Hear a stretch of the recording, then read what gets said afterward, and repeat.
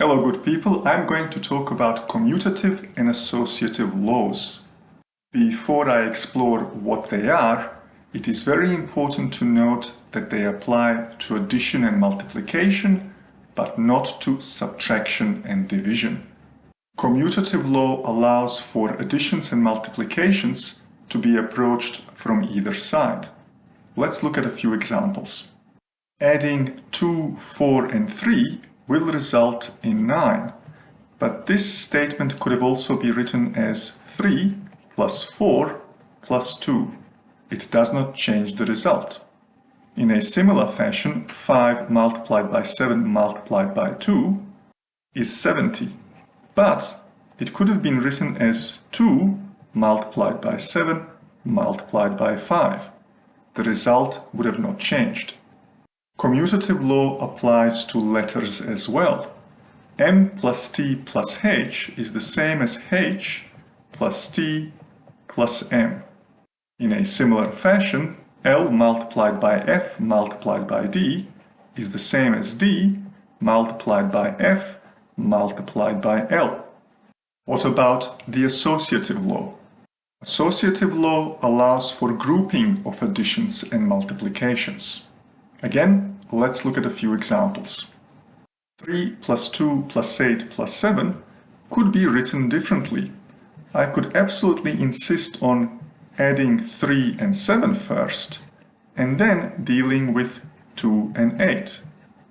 By the same token, I might choose to firstly add 3 and 8, and then to that add 2 and 7. The result would not change. The same applies for multiplications. 6 multiplied by 3 multiplied by 5 multiplied by 4 could also be written as 6 multiplied by 5, and then that would be multiplied by the product of 3 and 4. Alternatively, I could insist in creating a product of 6 and 4 first, and then multiplying that by the product of 3 and 5. As was the case with the commutative law, the associative law applies to letters too.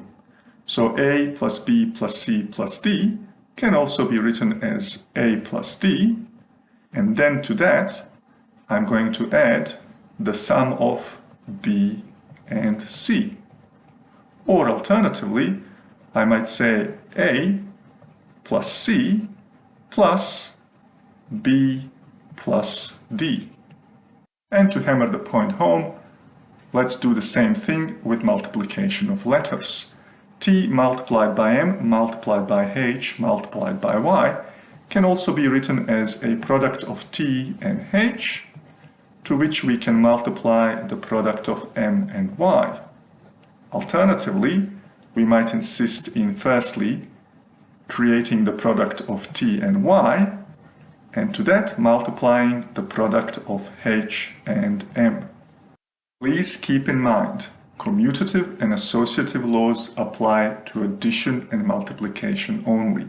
We cannot apply them to subtraction and division. In case of subtraction and division, the order and the grouping matter. That is all for now, and I will see you on the flip side.